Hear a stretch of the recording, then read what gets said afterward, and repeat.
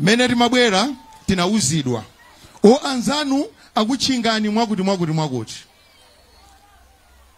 ine sindinaope ndipo sindimaopa ndipo sindidzaopa ndipo chimene ndinapanga ine ndinapereka report kwa bwana wanga amene ali vice president. Bwana akuti kutsogoloko kuli zakuti ndisanampatse maganizo anga vice president wanduza kuti chisalezo chitsiwini madana nazo 10 zipita komweko. Ineyo ndinapepesa pepani bwana mundikhululukire sikuti ndinaopa iyayi koma ndimango kupatsani report. Ino mtunda uno mugenza kuti angakhale wamantha ine mumandidziwa bwino. Pala bwampini akakaka bwanda agulu kunyinda ena ake amene amafuna kumashisha anzawo.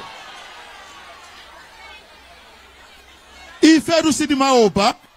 Ntchito ya ine ngati National Youth Director ndikukutetezani inuyo.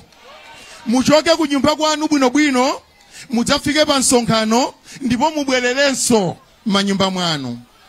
Ndizomvetsa chisoni zimene zachitika lero zicha.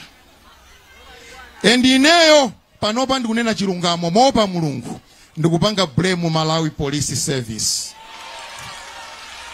Ineyo ndikuipanga blame chifukwa chake ndi ichi.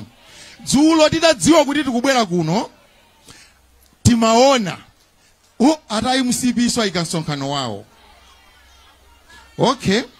Ineyo polemekeza malamulo ndatenga foni kumuimbira commissioner amene amayang'anira kunoko Mayi Manjolo ngati akukana anditengere ku court ndipo ndikayankhe.